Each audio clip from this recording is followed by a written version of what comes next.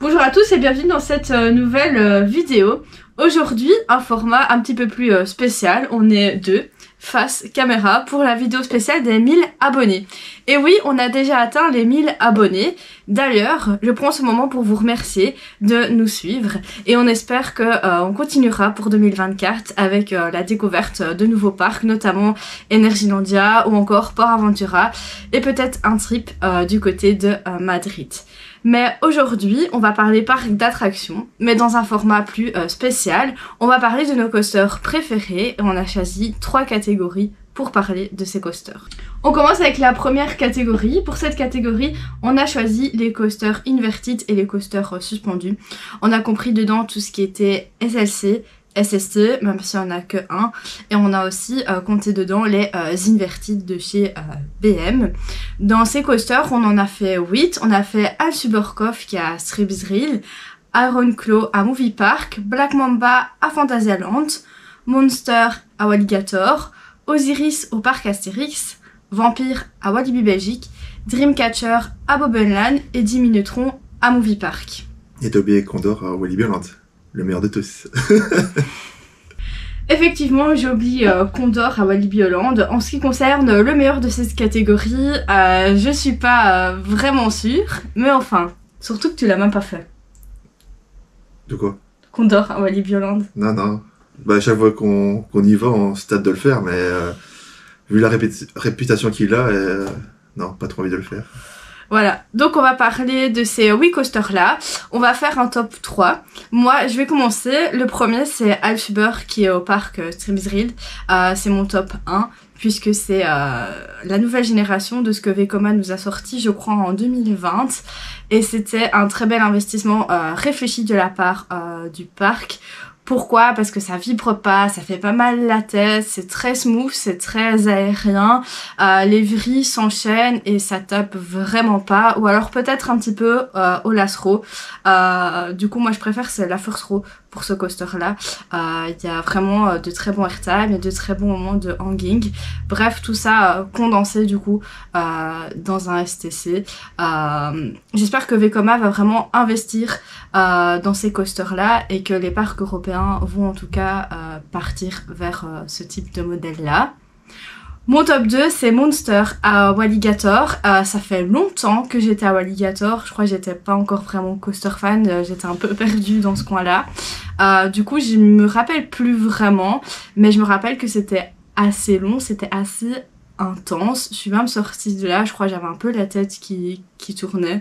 Mais j'ai vraiment envie de le garder dans ce top parce que je pense qu'il a quand même une place particulière dans le top 3. Et mon top 3, c'est Black Mamba.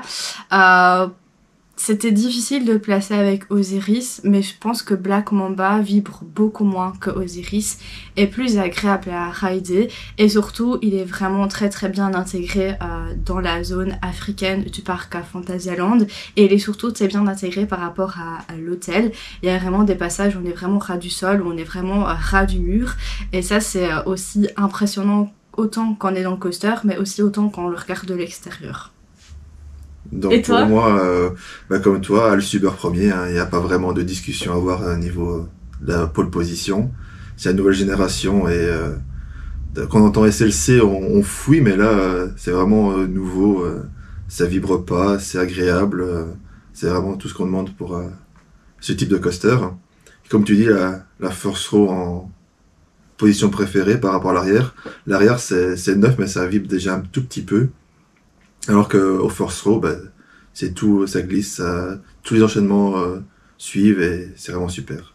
Mais juste aussi les trains, en fait, ils sont attachés l'un l'autre. Et à mon avis, c'est la raison aussi pour laquelle ça vibre beaucoup moins. Il y a des nouvelles fixations et tout, on voit que c'est pas vraiment la même technologie, c'est heureusement. Mais il faut voir un peu dans le temps comment ça va vieillir. Parce que même les SLC, quand c'est sorti il y a 20 ans, au début ça allait, mais avec les années qui passent, c'est de pire en pire. Donc voir ici comment ça va vieillir. Après, je pense quand même que ça va mieux vieillir, mais à voir déjà dans 5-6 ans comment ce sera. Ouais. Après moi, niveau top 2, toi c'est Monster, mais moi je l'ai pas encore fait. Peut-être l'année prochaine. Peut-être l'année prochaine, donc moi il est pas dans mon top. Mais moi je vais mettre Black Mamba à Fantasyland.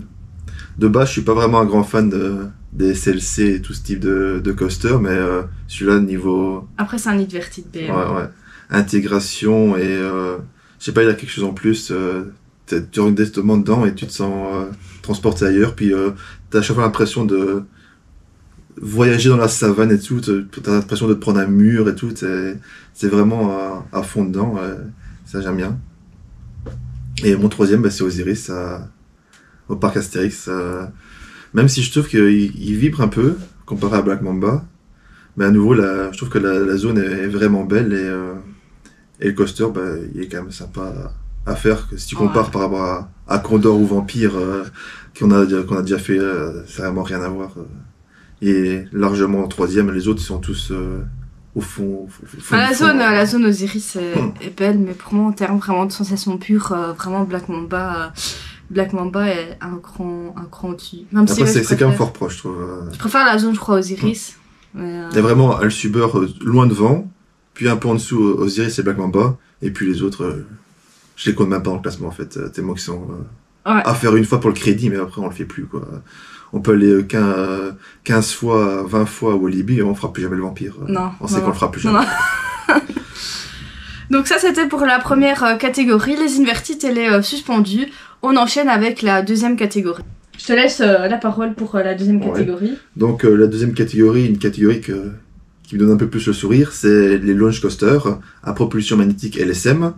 Donc dans cette catégorie, nous avons plateforme 13 qui se trouve à Walibi Hollande, Toutatis bien sûr au parc Astérix, il y a le Psyche Underground à Walibi Belgique, il y a Sky Scream à Holiday Park, il y a RC Racer à Disney, il y a Avengers Flight Force aussi à Disney, il y a le célèbre Taron de Fantasyland, il y a Anubis à Plopsa, et il y a Star Trek à Movie Park.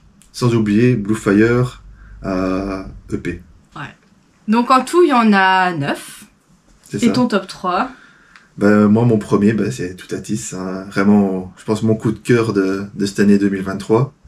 On y allait sans vraiment attendre grand-chose de ce coaster. On se dit... Du parc en général. Du parc en général. On n'était pas chaud d'aller à Astérix. On avait été une fois, 2 fois pour tester comme ça. On avait été déçus quand il y avait que Toutatis. Pardon. Non, quand il n'y avait pas Toutatis. Quand il n'y avait pas Toutatis, il y avait Tonnerre de Zeus. Le reste, c'était Goudurix et tout.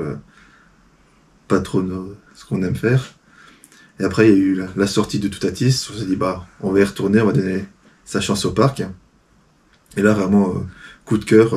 Pourtant, premier tour, on se dit, allez, force trop pour essayer. Filmer et tout.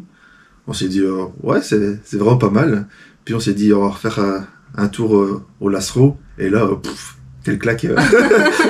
On n'a rien compris. Le triple launch, on décolle. Et puis...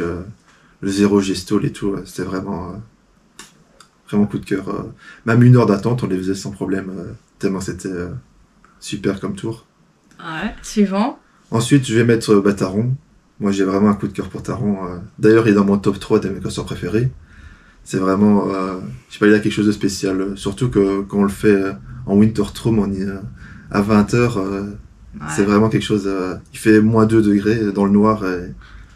T'es transporté à gauche, à droite, tu comprends rien. Avec le double launch, pour moi, c'est un chef-d'œuvre. Et mon troisième, c'est un coaster qu'on ne parle pas beaucoup, mais c'est Star Trek à Movie Park. Alors, ok, il est peut-être pas très puissant comme launch, le parcours il est un peu banal, mais je sais pas, il y a beaucoup de hanging et j'aime vraiment ce coaster avec le launch puis la flèche. Et j'aime vraiment ce coaster. Moi c'est la même chose en fait, malgré qu'on s'est pas vraiment concerté avant de commencer la vidéo. Mais moi mon top 1 c'est aussi Toutatis. Je pense aussi Toutatis c'était vraiment une belle découverte. J'y attendais pas grand chose parce que j'ai pas mal d'a priori par rapport au parc Astérix, par rapport à sa gestion, surtout quand il y a une grande affluence sur le parc, notamment lors des nocturnes en été et lors aussi des nocturnes sur Peur sur le parc pour Halloween. Et donc c'est vrai que j'avais pas vraiment une grosse hype, mais du coup on avait quand même été découvrir ça.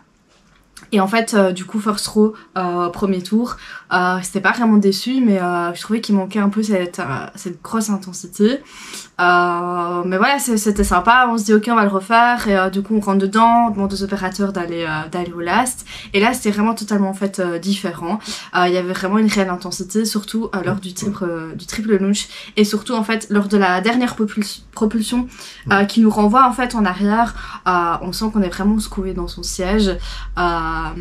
La flèche elle est haute mais je trouve que ça va encore.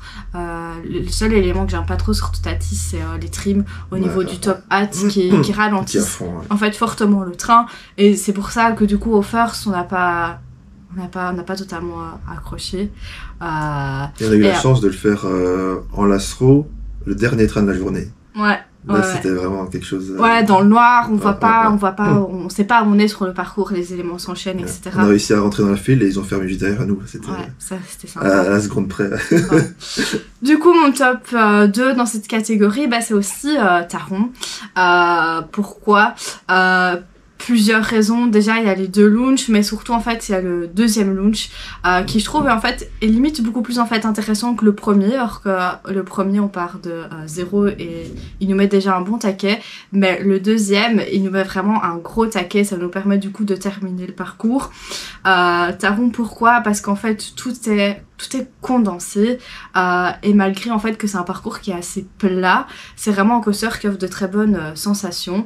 Il y a vraiment il y a tellement de changements que parfois on sait pas où on est non plus en fait. Dans le noir, on est vraiment un peu des fois perdu. Ouais, et surtout là, on parle dans le noir parce qu'on était à Winterthrone il y a pas longtemps et du coup il fait sombre tôt et les coasters sont chauds. Effectivement, on se rend pas compte, mais il y a beaucoup de changements de direction, etc. Ouais. Et il fait partie des coasters où on aime quasi autant les tout devant que tout derrière.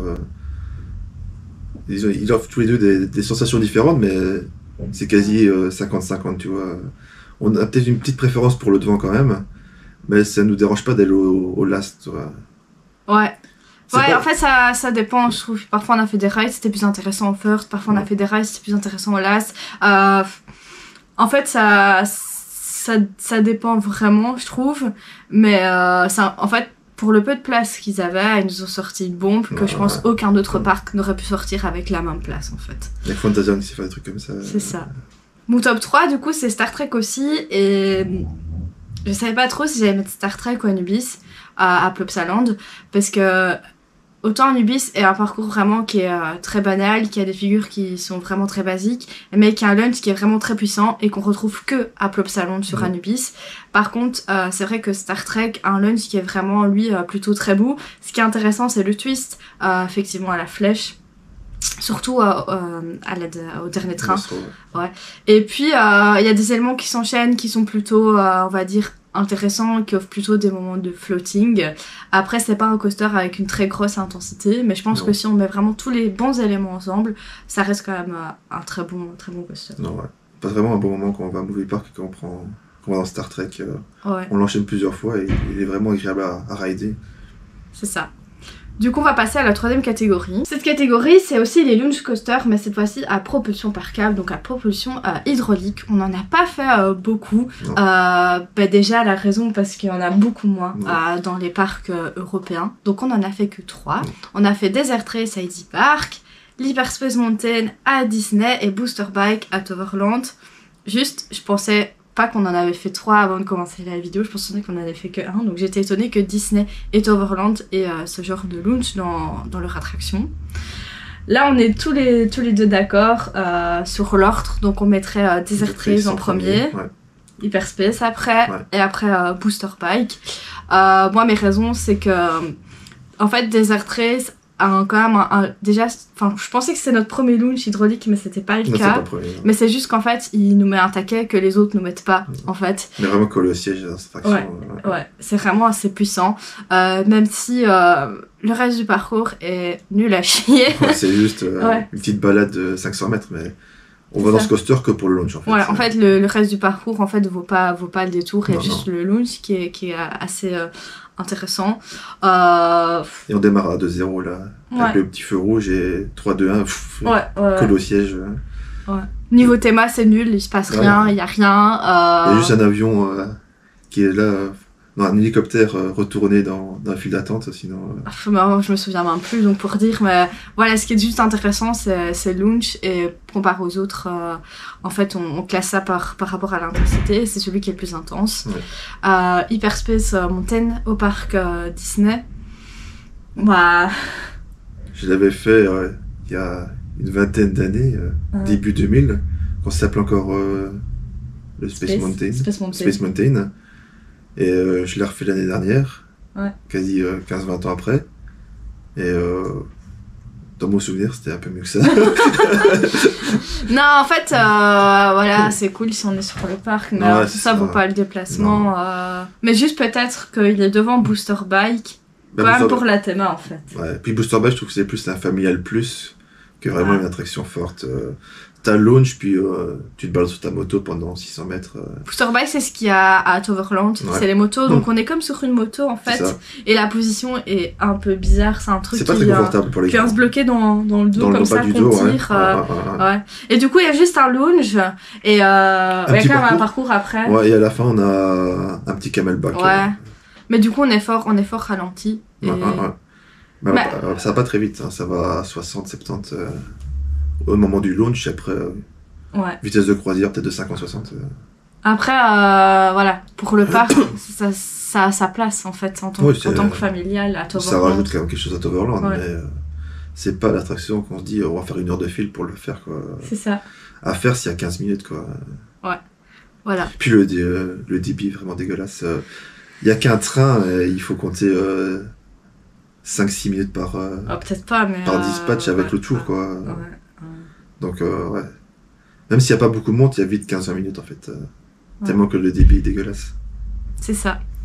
Donc voilà, on en a terminé pour ces 3 catégories. Donc on a parlé des inverted, des suspendus et des 2 types de launch avec des propulsions qui sont différentes. On va sûrement ressortir une autre vidéo de ce type avec quelques autres catégories. On en a plein parce qu'on a trié tous nos coasters, donc 126 à l'heure actuelle où on vous parle. Donc on a de quoi parler, on a de quoi les trier, et il y a différentes catégories qui suivront dans les prochaines vidéos. Donc si vous avez aimé ce contenu, n'hésitez pas à vous abonner et n'hésitez pas à regarder les vidéos suivantes. C'était Action Attraction. Et à bientôt pour d'autres vidéos.